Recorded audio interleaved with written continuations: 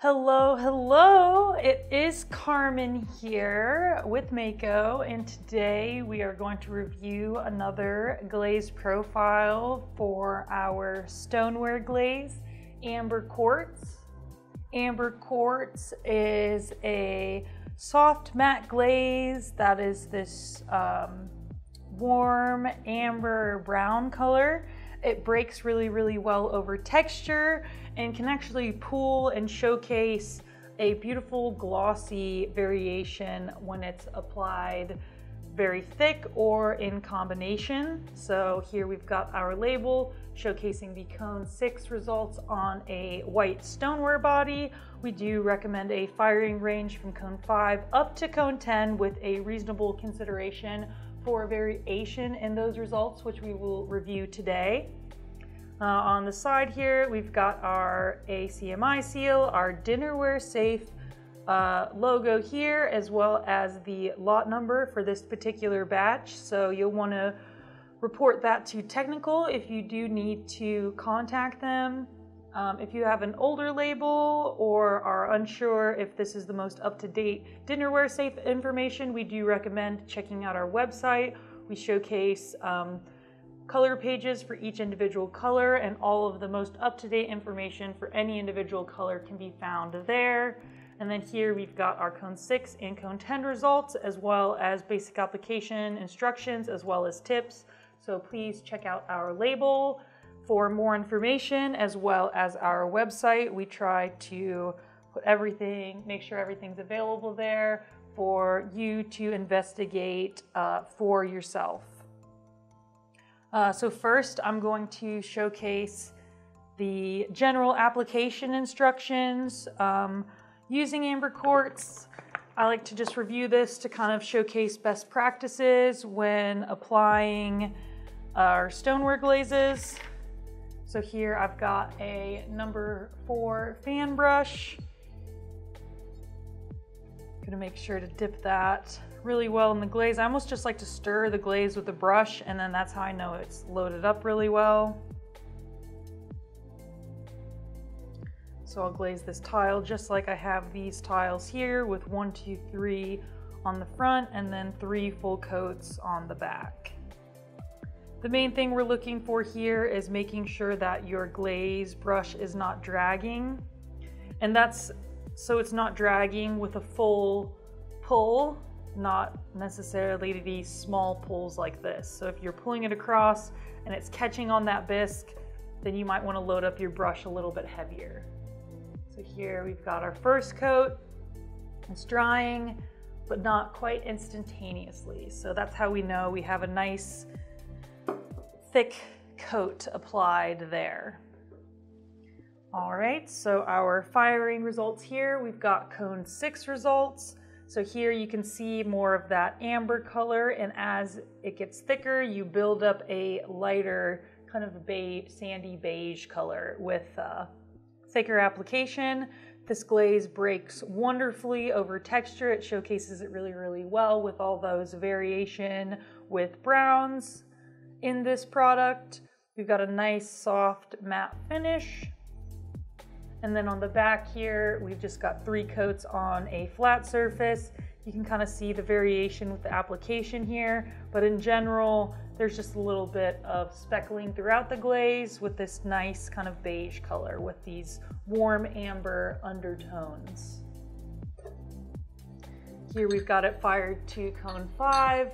So 1, 2, and 3 coats. We're still building up this lighter color that happens, but it's not quite as bright, or there's not quite as much contrast as there was with the darker color. This is a little bit dry at Cone 5 with the thinner application. When you build it up to be a little bit thicker, it is a bit smoother. And so this is one of the glazes that is in our breaking matte category, and all of these glazes seem to showcase a glossy finish at Cone 5, and then when you fire them to Cone 6, they have a matte finish. So I thought this was kind of a funny thing that happens with these glazes. If you're curious what other glazes are in our breaking matte performance grouping, check out our comprehensive stoneware guide on our website. It's a really, really useful guide to have when you're trying to learn about our different glazes. So we've got cone 5, cone 6, white stoneware body, and typically we recommend to do a cone 6 with our matte glazes because they'll produce a softer finish.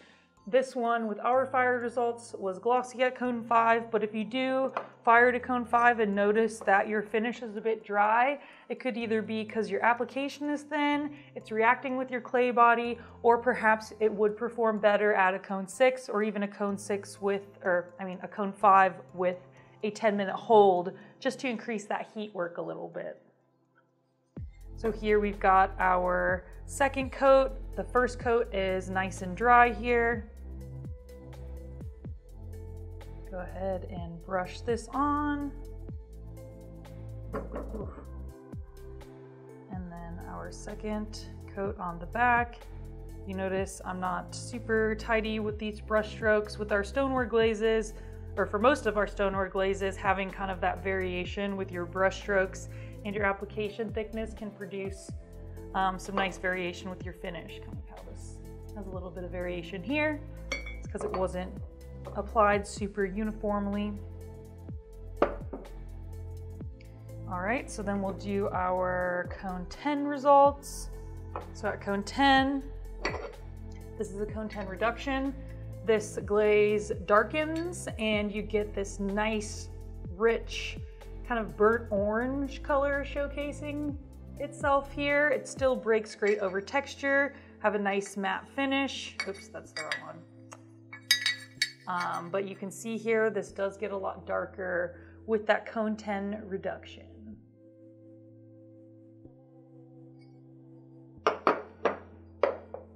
So here we have our results with flux, and this is super cool. This interacts with the flux really, really well. All of these breaking matte glazes produce a lot of interaction when you're layering them, and because they are in a category of breaking, they kind of encourage mobility when they're layered with other glazes. So on their own, they're generally pretty stable. 3 nice thick coats aren't going to produce any mobility, but when you start layering it with other glazes or enhancers such as flux, that's when you're going to actually get that mobility. So here we applied the flux underneath the Amber Quartz, and you can see the Amber Quartz really interacted with these. We have a decent amount of mobility that's happening, and it looks pretty cool. And you can see some of that. So this glaze tends to it can add some like purple or blue variation when you're applying it really, really heavy, which you can kind of see coming out here.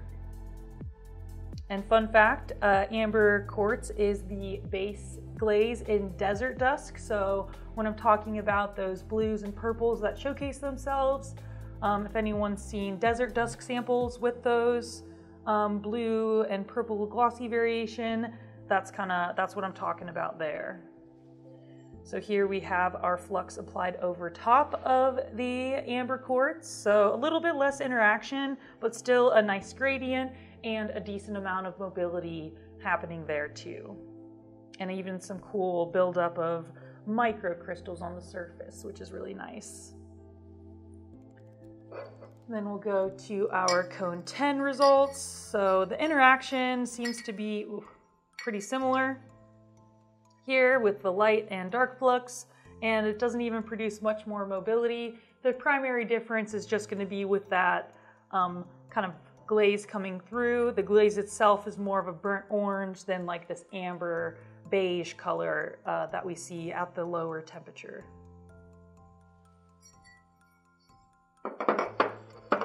Alrighty, and then next we'll showcase the results on different clay bodies. All of these were fired to cone 6 with a 10-minute hold to alleviate any outgassing that occurs when you're firing on different clay bodies. So here we've got it on a white speckled clay. So the surface looks really nice. You get a little bit of that glossy variation here with some kind of purple haze happening. It breaks really, really well over texture, but the most important thing is that we don't see any surface issues here. We're not getting blistering or pitting or anything, and that's really what we're looking for, at least when we're doing our tests on different clay bodies, just to kind of give you some information. But as always, we definitely recommend to test yourself. This is just giving you a performance spectrum for this product, and there is always going to be variation when people bring that into their own personal practice. So here we have it on a brown speckled clay. The speckles come through really, really well. The surface is nice and smooth, and we're still getting some of that kind of glossy hazing that happens with thicker applications.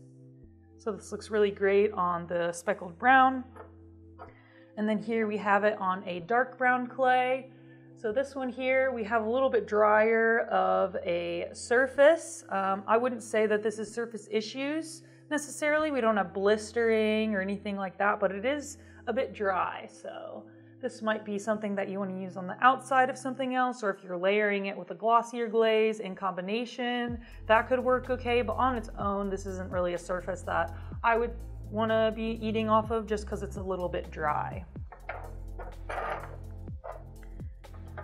All right, we'll get our final coat on our tile here. So this, when we fire it to cone 6, it'll look just like this. So this third coat will go on nice and easy. We're just doing the one swipe here, so I'm not going to load my brush too much. And then here, we'll apply glaze to the back.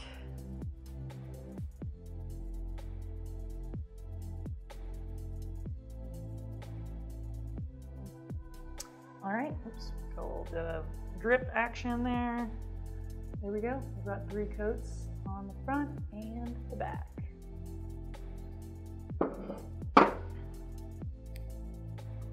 And finally, let's check this glaze out in combination. So like I had said previously, this glaze can add mobility into combinations, just like all of our breaking glazes. They can be encouraged to move, although they're generally going to be stable on their own. So here we have Norris Blue applied over Amber Quartz. So this is a very, very nice smooth finish. It feels so good in my hands. You can see the mobility that happens here. So Norris Blue is another glaze that is generally stable but can be encouraged to move in combinations. And it seems like all these cups that I glazed, I really slapped that glaze on there. So I had 2 nice heavy coats of the Amber Quartz and then 2 coats of the Norris Blue ending at the texture, and it pulled all the way down to here. So this, I would say, is probably closer to 3 and 3 coats results, depending. I'm pretty heavy-handed from just glazing all the time. And I feel like the results do look really nice when you apply the glaze really heavy, honestly. You just have to keep an eye out for that mobility. So here we have Winterwood applied over Amber Quartz. So it's funny because both of these have a matte finish, but together they created a glossy finish. I thought that was kind of interesting. This just barely saved itself with this rim here. But luckily we have that rim, because otherwise I would have had to put some work in on a kiln shelf. These has a lot of mobility.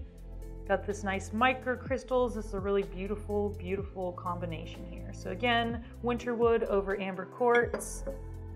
And then finally I have Smoke over Amber Quartz. So here we've got some nice kind of like sage green matte finish that happened here. We did get, again, a decent amount of mobility, and I love this kind of speckling that happens as that glaze is pulling down on your combo cup here.